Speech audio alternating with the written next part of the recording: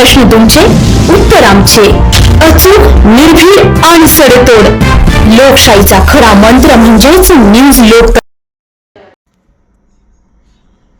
येवले तालुक्यातील पारेगाव येथे माऊली वधूवर सूचक केंद्र चालवणाऱ्या टोळीने अनेक जणांना लाखो रुपयांचा गंडा घालून अनेक कुटुंबांची आर्थिक फसवणूक केल्याचा प्रकार उघडकीस आला आहे. या प्रकरणी शहर पोलिसात सांडू जाधवसह एकूण 6 जणांविरुद्ध गुन्हा दाखल करण्यात आला असून आरोपींना न्यायालयात हजर केले असता 15 एप्रिलपर्यंत त्यांना पोलीस कोठडी देण्यात आली आहे. माऊली वधूवर सूचक केंद्राच्या माध्यमातून नवरी न मिळणाऱ्या अनेक मुलांना व त्याच्या नातेवाईकांना गंडा घालून लाखो रुपये उकळल्याचे बोलले जाते. आता याबाबत येवला पोलीस अधिक तपास करीत आहेत. न्यूज लोकतंत्र 18 ब्युरो, येवला. एक विवाह जमवून देणारी टोळी पोलिसांनी जेरबंद केली, काय माहिती?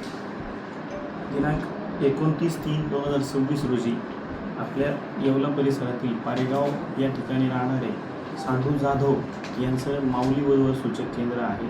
त्या केंद्राच्या माध्यमातून ते ज्या मुलांना मुली मिळत नाही किंवा त्यांच्या लग्नाच्या अडचणी आहेत त्यांना मुली दाखवून त्यांचे पैसे घेऊन लग्न लावण्याचे त्यांचे व्यवसाय होता. त्याच्यासाठी ते 3100 रुपये हे मुली दाखवण्यासाठी घ्यायचे.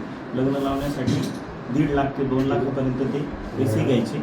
त्या मुली लग्न लागल्यानंतर नांदायला गेल्यानंतर 8 दिवस, 15 दिवस, 21 दिवस अशा थांबून त्यांना काहीतरी कारणं सांगून आत्महत्या करेल किंवा मी निघून जाईल, माझा मुलगा आहे, त्याला भेटायला जायचं आहे असं सांगून त्या ठिकाणाहून निघून जायच्या. आणि नंतर यांनी परत यांचे पैसे मागितल्यानंतर त्यांचे जे मुलीचे घरचे लोक आहेत ते न्यायालयाच्या माध्यमातून त्यांच्यावर पोटगीचे दावे दाखल करायचे. परंतु ज्यावेळेस त्यांची फसवणूक झालेली हे त्यांच्या लक्षात आल्यानंतर खूप उशीर झालेला असायचा. तर याच्यामध्ये जे मुलाचे आईवडील आहे, मुलाचे घरचे नातेवाईक आहे, यांची आर्थिक आणि सामाजिक असं दुहेरी याच्यामध्ये नुकसान ही टोळी करत होती. तर याच्यामध्ये आता सध्या आपण 6 लोकांना अटक केलेला असून याच्यामध्ये तपास सुरू आहे.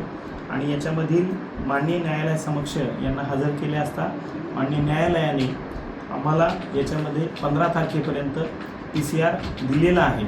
तर या कारवाईमध्ये आम्हाला मार्गदर्शन माननीय घोरपडे सर, तसेच आमचे वरिष्ठ ॲडिशनल SP मालेगाव, तसेच आमचे SDPO मनमाड यांनी मार्गदर्शन केलेलं आहे. तसेच आम्हाला परिसरातील काही पत्रकार मंडळी यांनी सहकार्य करून ही माहिती आमच्यापर्यंत पोहोचवली आणि त्यातून ही कारवाई योग्य रीतीने आणि पुढील काही जे तरुण मंडळी आहेत किंवा त्यांचे नातेवाईक आहे यांची फसवणूक टळलेली आहे. तरी आम्ही येवला शहर पोलीस स्टेशन परिसरातील नागरिकांना आव्हान करतो की कोणीही अशा बोलथापांना बळी पडून पैसे देऊन लग्न करणे हे टोळींच्या बळी पडू नये.